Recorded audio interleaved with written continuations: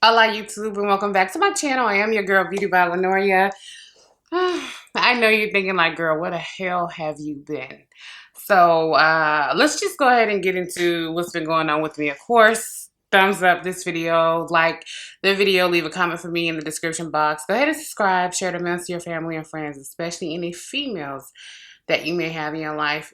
This may be a very informational video for them, but let's go ahead and get into the intro so we can find out exactly where I've been. Because for the past, I want to say 7 months, it's been a little difficult. Obviously, I haven't actually filmed since July, but I haven't loaded anything on my channel or social media too much since August. Yeah, starting out back in late April after I came back from Miami, my doctor told me they found 4 large tumors. So, yeah, let's go ahead and roll this intro so we can start to talk about women's health, stress, and just your overall well-being. You might be the one taking me home. One thing really do one. Okay, guys, so I went to Miami back in April. You know, I told you guys about that. Took some pictures and posted it when we went down to Miami in the Keys. We were supposed to be going, my husband and I, we were supposed to be going to Dubai for 8 days and 7 nights for our 1-year anniversary for our wedding in June. So, of course, you know, you have to get passport shots, different things like that. You want to go to the doctor, get a physical, you know, just make sure everything's at the best condition it could possibly be before you start to expose yourself to so many different things flying through so many different countries. So when I got my passport, did my photos, my passport photo sucks. It just, Jesus. Word of advice, do a mini beat and do something to your hair because I just went looking a hot mess, but that's besides the point. So I get back from Miami, have my doctor's appointment. I go to my doctor and they do all the tests and everything. You know, vitals, everything else was fine and cool, but something looked weird. So I had my appointment with my gynecologist as well. And in the middle of her talking to me and doing my test, you know, she had you do the lay down test, you know, checking for hernias and things like that, which I kind of knew I had a hernia. So that really didn't surprise me when she said, hey, looks like you have a hernia. We can't tell what type. So she had to send me to a specialist to look at my hernia. Quick rundown note. I want to say it's back in 2009. I had a hernia. I had an umbilical hernia that I had repaired. And I had it repaired on December 23rd. And I went home from the hospital on December 24th. And for some odd reason, my body was just doing something really weird. And anyway, my intestines that were behind the mesh shifted and started to spill out of the incision through my belly button, since he went in and repaired my hernia through my belly button. So I was back in the hospital on December 24th to have a hernia repair surgery, and I didn't go home until the day after Christmas. So long story short, I already knew the whole rundown with hernias and, you know, just how they can affect you, your health, you know, your eating, your absorption, different things like that. So I wasn't too worried or surprised about that. But of course, being at the gynecologist, you know, she's going to do your whole physical checkup. They're going to take that whole little swab. You know, you be sitting there with your legs up in the stirrup, just staring up at the ceiling like, God, can I get the hell out of here? But I 100% believe that nothing in your life is a mistake. Even bad news could turn out to be good news. I never look at a death as, you know, horrible news. I look at they did all they could do here. They're no longer having pain or suffering. God has called them home. Why did I lose a job? You know, why did I not get that job? Why did I not get that promotion? Or damn, why I couldn't get that house or that apartment? Or being a Gemini and a very dominant personality, the stress that I actually allow myself to endure isn't a regrettable stress. It isn't a what if or a damn or I wish I could have did something better type. No, I don't live my life like that. I'm too free spirit. I'm too that's not my issue. However, one of my big issues, which will come into play with a second issue my doctor found, is the fact that when I do stress about stuff, I'm not the one that'll call my girlfriends and talk through it for the most part, unless it just becomes too much for me to bear. I'm the type of personality to where if I'm stressing, thinking about anything, going through anything, I internalize it. Like, you can never tell from looking at me that I'm stressed. You can never tell from looking at me that I'm sick or my heart's broken or just whatever it may be. You could never physically look at me and tell that, because I just, over the past 38 years, I got pretty good with internalizing crap. Again, people, that is not a good thing. So for a Gemini, such as myself, or a personality type such as myself, you never really hear us complain and talk about stuff, because no matter what happens, no matter what's thrown at us, we're going through different scenarios in our head, working out our plan A, B, our C, our escape route, whatever it may be. We're running through those options in our head. So if you ever see us complain, it's serious. If you ever see us cry, there's only going to be 2 times that you're going to see someone with my personality type cry. Everything is built up and it's just a damn bursting, and the emotions are releasing, and your face is hot, your ears are hot. Like, that's a very steamy type of cry, to where you're just releasing everything. And the other cry, that's probably the reason why some people can't stand Geminis, because the other cries are, you done pushed me to my limit, I'm probably about to put these hands on you type of cry. You know what I'm saying? That's the only time you're going to see my type of personality or a Gemini such as myself cry. Anyway, get back to my story.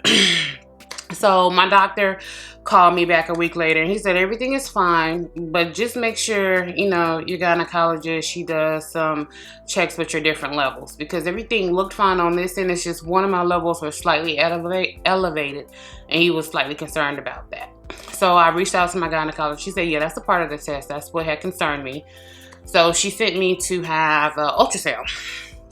And I'm like, so we doing ultrasound looking at my hernia? Because I thought this was just a gynecology vagina visit. I'm not really sure.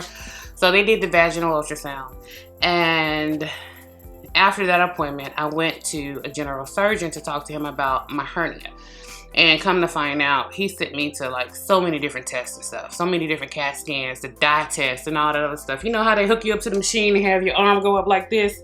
And they put the dye into your IV and they be like, breathe in, hold it, breathe out.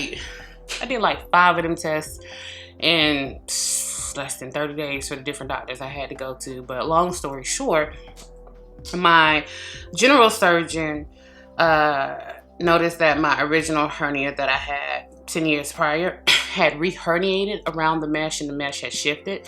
So I now had an umbilical hernia and also an abdominal hernia. So he was gonna have to repair that. And I was like, okay, been there, done that before. As long as it's micro incisions or whatever, okay, fine, cool, whatever. I knew how to deal with that, so that didn't really stress or bother me out. But the report that came back from my gynecologist, that report started me on a very dark, depressing path. For a good 6 months, I was in a very dark space, depressed. Not to where it affected my family, kids, job, work, anything like that. It's just hearing the news that she gave me. She told me they found 4 large tumors in my uterus.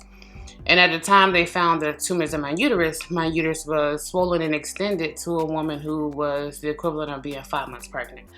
Now, if you're a big girl, you're a plus size girl, one time from a big girl, let me stop. Let me get back to it. So if you are a plus size woman, we already kind of carry weight around our midsection, round tummy and all that. So being bloated during that time of the month,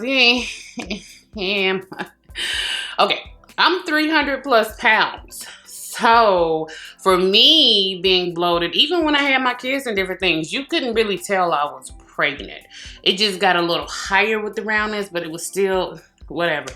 If you're a smaller female, you know what I'm saying, thinner or thicker, smaller, then yeah, anything like that, you would have already known something the hell is going on. But I did kind of had a feeling 2-3 years ago that something was going on, because I did notice that I was starting to carry weight around my midsection.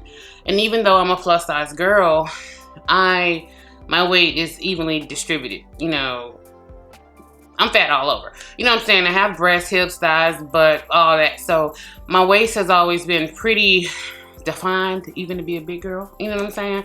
So I did notice that I was starting to pack on weight around my midsection, and stupid me, I thought, you're just getting older. So now weight distributes differently as you start to age. No, child. That was the first sign that something was wrong, and I let it go. She told me about the tumors in May. So immediately I went ahead and canceled my Dubai trip because they were big and growing, and they were taking a lot of vitamins, minerals, and nutrients and blood supply to my actual tumors. So she didn't like that they were impacting my health. I just thought, I'm tired because I'm lazy. I am lazy, but the tiredness that I was having, I didn't connect the dots that, hey, it may be something going on internally. So when she told me that, I was depressed. You know, even though my birthday came around in June, I went to doctor's appointments on my birthday, before my birthday, after my birthday. Like, my life just completely changed to just going to doctor after doctor after doctor. Going back in for tests, going back in for this. Finally, I got my general surgeon and the robotic surgeon who was going to perform my surgery for the tumors they found in my uterus, which are called fibroids. Stupidly, I didn't educate myself prior to hearing the news. I knew fibroids were something that affected women. I didn't know that one in every other woman that is on this planet has fibroids. Some women can live their whole life and not have any problems or issues with fibroids, but how most women find out they have fibroids is, like me, just going to a regular gynecologist appointment, or they have pain during sex, which I had. And the pain during sex isn't from the size, position, or anything like that, ladies. When I say pain during sex, I'm talking about it is painful during sex and even after sex. Your bottom groin area from front to back hurts. Like, it's a throbbing pain that you may have to take an aspirin or a BC powder or a goodie, something like that. Like, it can be painful. It may not be all the time, but from time to time, you'll have pain during sex. And another way that a lot of women find out they have fibroids is, unfortunately, they miscarry. Sometimes women can have fibroids and have a pregnancy and it be successful, but more often than not, if you have fibroids, it becomes harder to go full gestation with that pregnancy. So it can affect you different ways. And of course, when you have fibroids, you are a whole lot more tired than the average person. Like, if you didn't have fibroids, you would have more energy, you would have more zest, and you'll start to notice that the brightness and life in your skin will start to fade from time to time. I just literally thought, okay, I'm not, walking enough, doing enough exercise, I'm not getting enough oxygen. That's why today I look a little more dull than I normally do. Maybe I'll just do a face mask. No, stupid. No. Those fibroids they were definitely doing something different, and I 100% fault myself for being an African American woman and not paying more attention to the signs that women of color have a higher exposure rate to actually getting fibroids. Don't know why. African American women, women of color, period, they just get fibroids more often than their Caucasian counterparts. Not to say that Caucasian women can't get fibroids. It's just African American, Middle Eastern women of color, have a higher rate of having fibroids than their Caucasian counterparts. So I went to one of my final appointments because both my doctors decided it was time for surgery. And they made a decision at their appointment. I went to June 14th, 15th. It was somewhere in there. I went to an appointment. And it was just another scan and test of my uterus. And they just wanted to make sure my fallopian tubes, ovaries weren't impacted. There weren't any other tumors, anywhere else in my body or anything else. Because if we're going to have her go in and do surgery, we want to go ahead and do everything we can to get everything in this one procedure, time frame, whatever. So when they first found them, they were like 4 to 5 months. My uterus was just swollen and extended to like I was 4 or 5 months pregnant. When I went back 2 months later, obviously I was stressing internally. I was depressed. They had grown considerably. They were almost the size. My uterus was swollen and extended due to the growth of my fibroids to a woman who was almost 7 months pregnant. So my doctor immediately just went ahead and started the paperwork to get it pre-approved. Damn insurance. To get it pre-approved with insurance. And I went in and talked to both of my surgeons since I had to have hernia repaired, 2 hernias repaired. I had to have an old hernia repaired. They had to remove that old mesh, and then they had to repair my abdominal hernia and repair my umbilical hernia and put 1 large mesh over it. And then the gynecologist, robotic surgeon, he was going to go in and completely remove my uterus. He decided that a complete hysterectomy, leaving my ovaries intact, was the best deal for me. Being 38, you know, no doctor on this planet, for the most part, is going to put a woman under the age of 40 into early menopause if he can avoid it. So he wanted to make sure I had my ovaries intact so I didn't go into early menopause.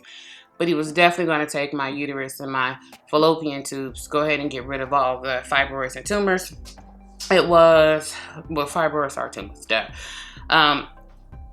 For some odd reason, I didn't understand that fibroids are tumors. So when they said they had 4 large tumors and several smaller tumors, I just freaked out. Because in my mind, I was thinking, you know, is this cancerous? You know, you start thinking about a whole bunch of shit. Like, a whole bunch of shit.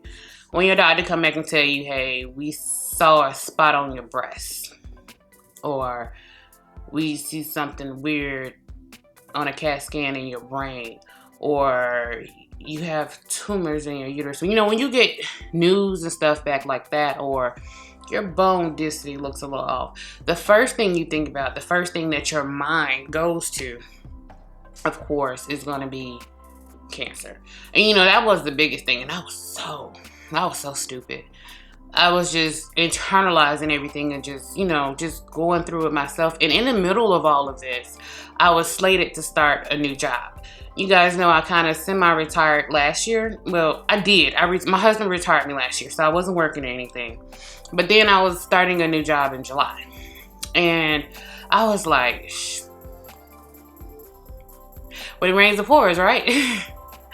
I got a very highly sought after job and a very highly sought after position with a very prominent company here in the United States, well, worldwide actually. But one of their facilities is here in Georgia. They have 2 facilities here in Georgia actually. But I was just thinking like, man, I got to get ready for surgery. I got to start a new job, you know, looking at Google and WebMD, looking at tumors and fibroids and what happens after hysterectomy. You know, does your sex drive go down? We're grown here. Something that can happen after having a hysterectomy is you don't get as wet as you used to. You know, just a whole bunch of stuff. On top of the fact that I knew I was going in for 2 major surgeries. I had asked my general surgeon and my robotic surgeon, could they team up? So what actually wound up happening on August 20th, my general surgeon went in first. I had to get to the hospital at 6 a.m. and get prepped. And they were like, we're going to be talking to you about, as they're putting that medicine into your IV first before they wheel you into the room, because they no longer do it the old-fashioned way. They have you in a prep room first. So you never even see yourself getting wheeled down to the operating room and operating room. None of that. I was in a prep room in a gown, naked, like, what's going on? You know, he was sitting there, the guy, my anesthesiologist, he came, he was talking to me. And he was just talking to me, yeah, so what do you want to do? You know, everything's going to be okay. You know, what are you planning on doing with this time off since your doctor's giving you 2 months off work? Da-da-da-da. Girl, when I tell you about 30 seconds into talking to him, I passed out from the medicine they had put in my IV already. So the next thing I know, I woke up August 20th after both of my surgeons had completed. So 6 a.m. was the time I got to the hospital. I got to the hospital late. I didn't get there till 6:15. But my surgery was at 7:30. my general surgeon went in and did my hernia, both of my hernia repairs, put a new mesh in. And then my robotic surgeon, he went in through 6 or 7 small scars on my abdomen. You can't even see them. Thank God I have the skin that heals. They don't even look like small scratches or anything. You literally cannot see where my doctor cut me unless I look really hard and smear like baby oil or cocoa butter on it to actually highlight the scar, but you can't even see it. Thank God for that. But my robotic surgeon, he went, you know, my general surgeon, once he had finished, he went out and told my husband, updated him and my family, because, you know, my family and friends came up to the hospital with my husband. And, you know, just updated them, hey, everything was fine. She's cool. She's okay. The robotic surgeon, he's about to start the procedure with a hysterectomy.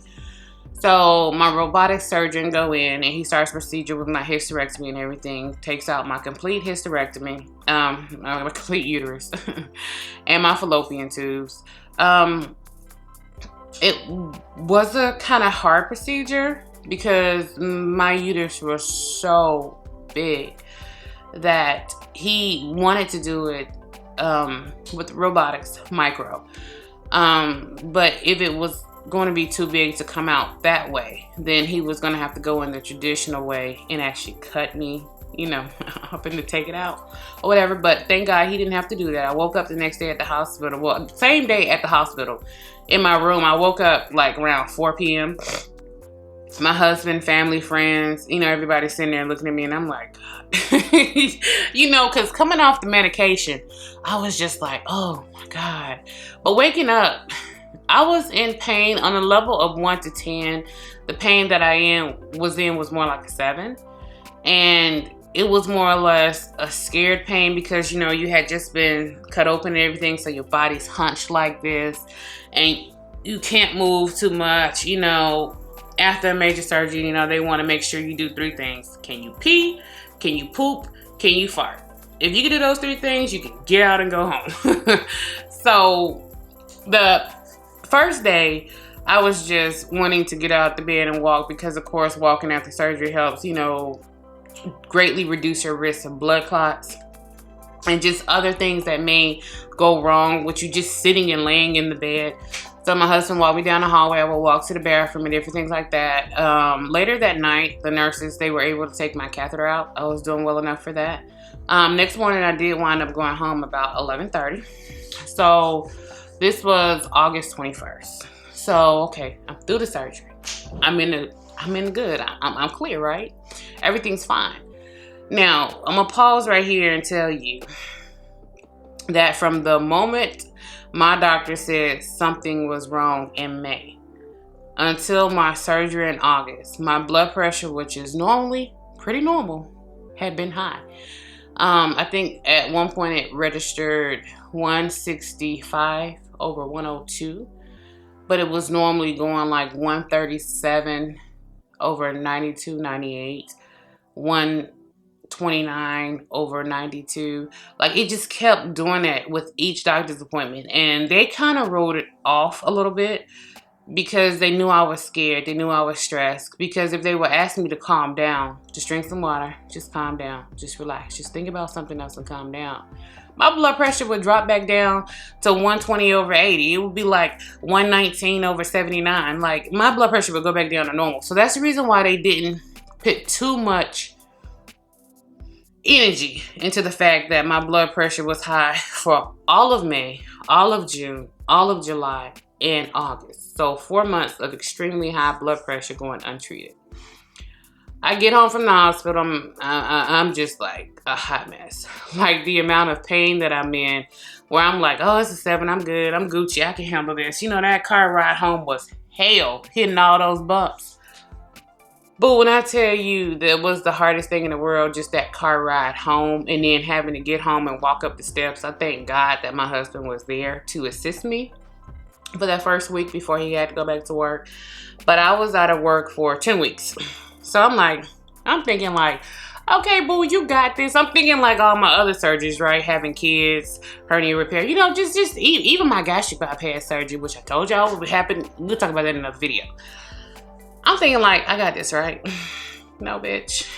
No, no. For the first 4 weeks, in between the doctor's appointments and just the pain and everything, like, I was feeling crappy. Like, crappy. Like, there were moments where I would have like night sweats. The medicine was making me sick. The one good thing that did happen with my actual surgery, outside of them fixing my hernias, removing my uterus and my fallopian tubes, we also found out that I'm allergic to Percocet. I was like, that's just a little funny thing on this little dark cloud. How am I allergic to Percocet? But yeah, they found out I was allergic to Percocet. He prescribed me Percocets and 2 other pain pills and antibiotics when they released me from the hospital. That very night, I damn near felt like I was having a heart attack. My skin was red, my temperature was up. We went back to the doctor. My blood pressure had shot way high and everything. And again, you just had surgery, you're worried, you're scared, you have an allergic reaction to Percocet.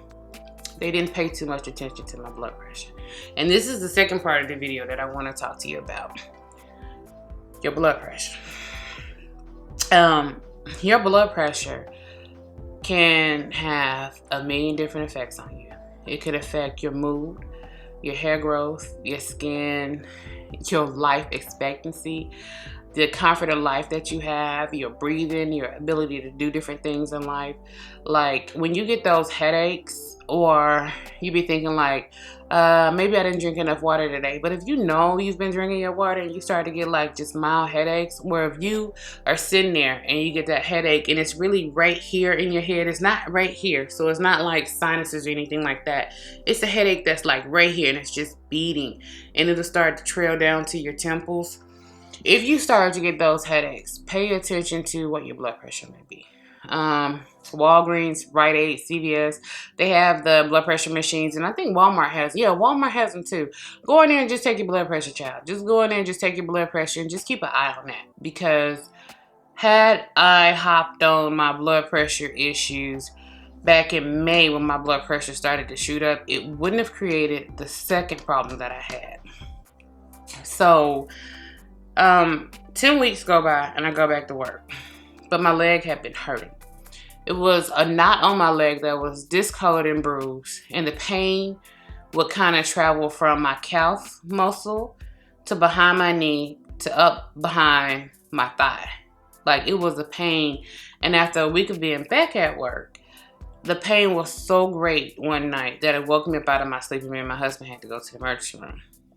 And you know, I'm thinking, oh shit, I have a blood clot. Oh shit, I had a blood clot. So we get up to the hospital. The blood clot has dislodged. So the pain that I had was it dislodging and breaking down. And typically with most blood clots and issues, if it can be broken down inside the body, that's fine. That's cool. You know, that's a great thing. They're going to really keep an eye on that just to make sure it's breaking down properly, because as you guys may know, the biggest issue and problem with the blood clot is going to be 3 different things. If it travels to your brain, to your head, you can have an aneurysm and die. If it travels to your lung, you can have a stroke and die. If it travels to your heart, you can have a heart attack and die. So I was sitting there going through the test again. They put me back in the machine, the little CT thing, because they wanted to see the fragments. They wanted to see how the blood clots and everything was working. So I'm in there in the radiology room getting all these scans and tests and everything done with all these dyes and stuff. And they told me because it was breaking down, it was okay, it was fine. But I thank God I went to the hospital that night, because the hospital didn't quite catch with the report that my doctor called. They diagnosed me with having cellulitis, and they gave me some antibiotics, pain pills, and sent me home. A week later, I was still in pain, so I made an appointment with my primary care physician to go in and talk to my primary care physician. So going in and talking to my primary care physician, he, thank God, had access to my records, since I go to the same kind of medical network here in Metro Atlanta. no matter what hospital you go to, what doctor you go to, if they're in that same network, they all have access to your records. So as he was looking at my records, he noticed that once again, my blood pressure was sky high. Didn't like that. So he put me on blood pressure pills. And he also noticed that when they did the scan, the scan of a full body scan, because they came and did an ultrasound on my leg to look at my veins. They did the vein test at the hospital where came in and she did ultrasound just to check my blood flow and everything, to make sure my blood was flowing, just to make sure I didn't have a clogged artery or anything like that that could have been causing a problem. And all that came back fine. But my doctor, he was like, I'm worried about something more than just your blood pressure right now. Your blood pressure, okay, I'm worried about that. But today, it's not even on my mind. I'm looking at something else very damaging with the scan they did on you. And I'm like, okay, what? Like, mind you, you have to remember, at this point, this was November 17th, when my doctor was telling me that he saw something just weird that he wasn't too happy with. Let me pull up my calendar. I had my surgery on August 20th. I went back to work on October 20th. And then I went out on November 4th. I was out of work from November 4th to November 15th, dealing with this pain issue with my leg.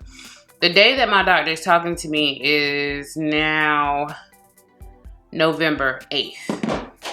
I went to the emergency room on November 4th around midnight, and I was still in pain, so I made an appointment to go see and talk to my doctor, and that was November 8th. I think my dates may be wrong. I don't know, chat. Dates are irrelevant. He said that the scan showed my heart was slightly enlarged. And I'm like, what the fuck? Like, it's 2019, just not my year. Like, I'm just sitting there looking at him like completely emotionless. Cause I'm a Gemini. I'm a very dominant personality. I process information very well, but I'm like, what the fuck? Like, what do you mean my heart is slightly enlarged? Like, I've had so many scans for the past 6 months. I went to so many doctors for the past 6 months. I've been stuck so many times for the past 6 months. I just spent 2 days in the hospital trying to recover. Mind you, I just started a new job in July. And a month after I started that job, I go out for this huge surgery for 2 months. And I had just been back at work for a week. And now you're telling me you see a slightly enlarged heart. I'm like, okay. I could go, what the fuck? But in all honesty, I was just sitting there like, this is my Jonah in the well. I'm in the belly. Whatever's happening. This is the reason why I said I don't necessarily look at news as bad news, because sometimes bad news can be good news. Had I never went to the emergency room that night because of the pain in my leg, they may have not discovered the fact that my heart was slightly enlarged and my blood pressure was still high 6 months later, dangerously high 6 months later. And had that not happened, things could be going a whole lot different right now in November and in December. Today is Thanksgiving. It is, looking at my phone, it is 10:26 at night on Thanksgiving night. And I finally have a moment to sit down and do this video. The reason why I've been gone, the reason why I've been away is because, to be honest with you, to be completely transparent, I've been depressed.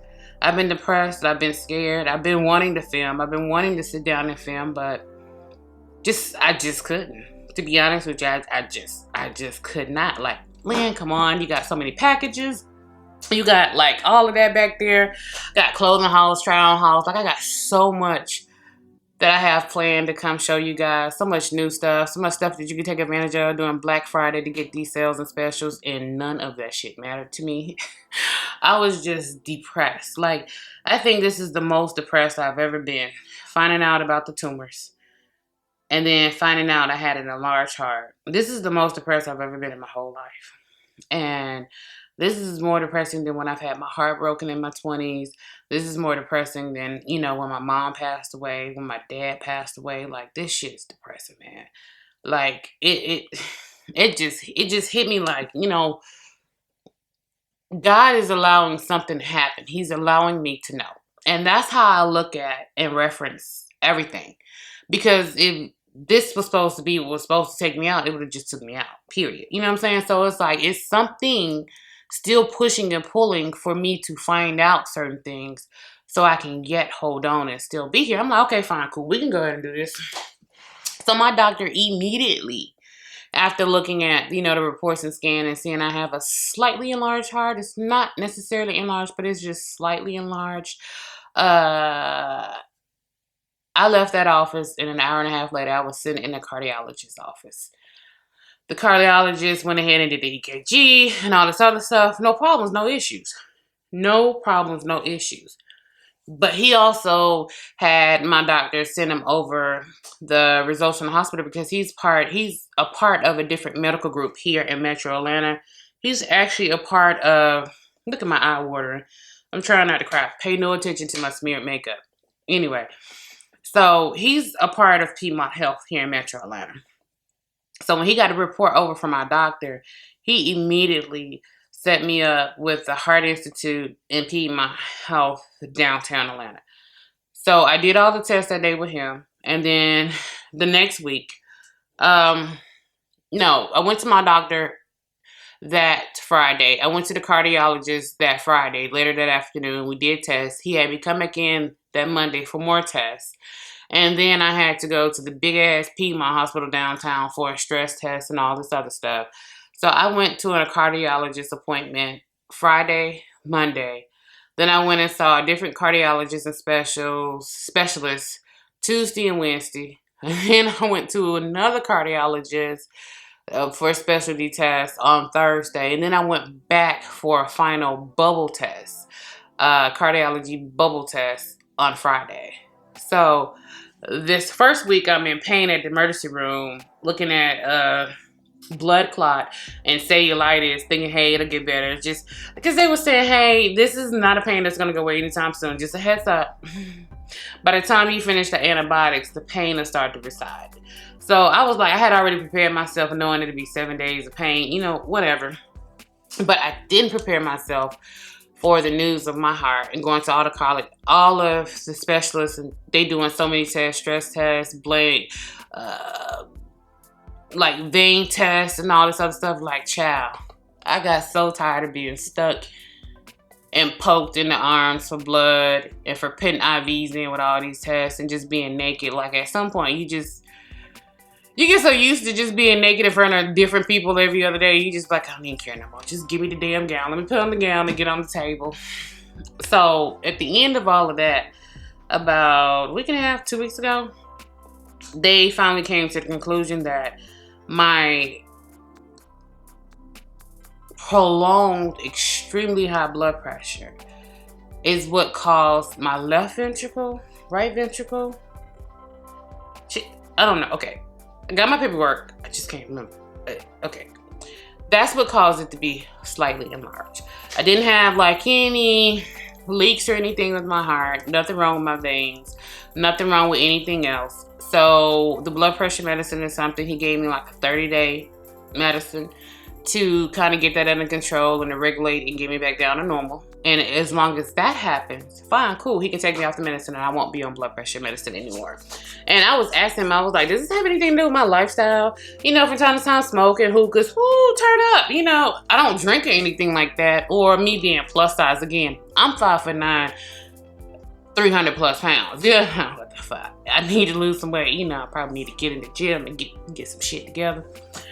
But he was like, no, this particular issue and problem that you're having with your blood pressure being so prolonged over time was due to your stress levels.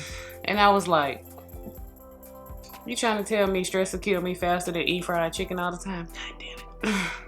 So, to be honest with you guys, I'm fine. You know, hopefully the pills that he gave me will work as far as just getting my blood pressure back normal and regulated. And that'll help my heart or whatever. But I definitely wanted to come make this video just to talk to you guys. Just to let you know that don't ignore the signs. Like, if you're having headaches, don't ignore the signs. Even if you don't have health insurance, there are different places you can go to where you can get tests and different things. Most of the hospitals have financial aid. Don't ignore the sign, guys, because stress for African Americans, people of color, is the #1 killer. Stress will trigger high blood pressure. High blood pressure can lead to you having an enlarged heart, a heart attack, a stroke, just different shit. Like stress is how you could take a perfectly healthy 37-year-old woman who is one of the fittest women on the planet and drop dead. You know what I'm saying? So stress. Some of you guys know exactly who I'm talking about. Obviously, if you're around my age, then you know. I definitely want you guys to just pay attention to the signs. You know, for my ladies, your children, your sisters, your aunts and moms, cousins, whatever, child. We're grown here. If it's any type of discomfort during sex, and I'm not talking about the size of the position, we're not talking about that. We're talking about like real discomfort, like during and after discomfort. Go to your gynecologist. If you have noticed that you gained weight, but it's come on kind of weird, like it's coming on and it's mainly gathering in your midsection, go to the doctor. Go to your gynecologist.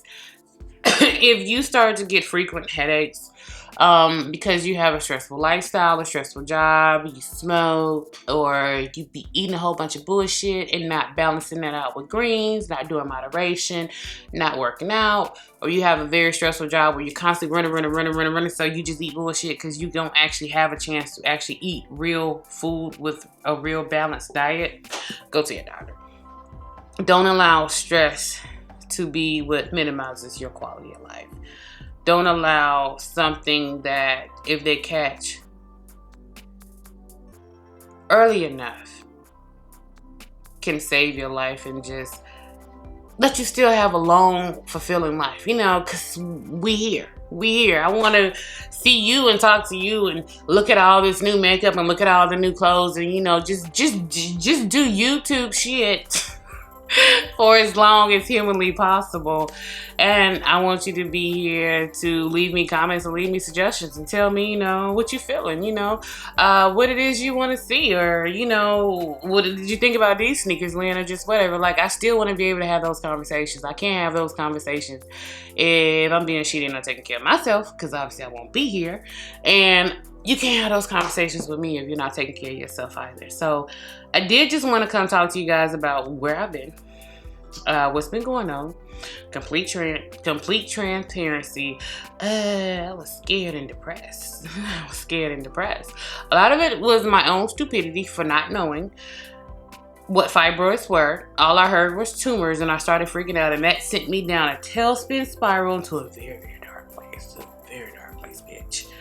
Like, dark place, bitch. But through the grace of God, I'm yet holding on. You know what I'm saying? So I just wanted to not just start back filming videos, start back unhauling, and damn that, it'll happen. I just wanted to come talk to you guys and just let you know, and I'm fine. But I definitely urge mothers, sisters, daughters, aunts, cousins, you know, guys, if you're watching this, if you have a female in your life, or children, or mothers, or sisters, or just a female anatomy period, go to the doctor.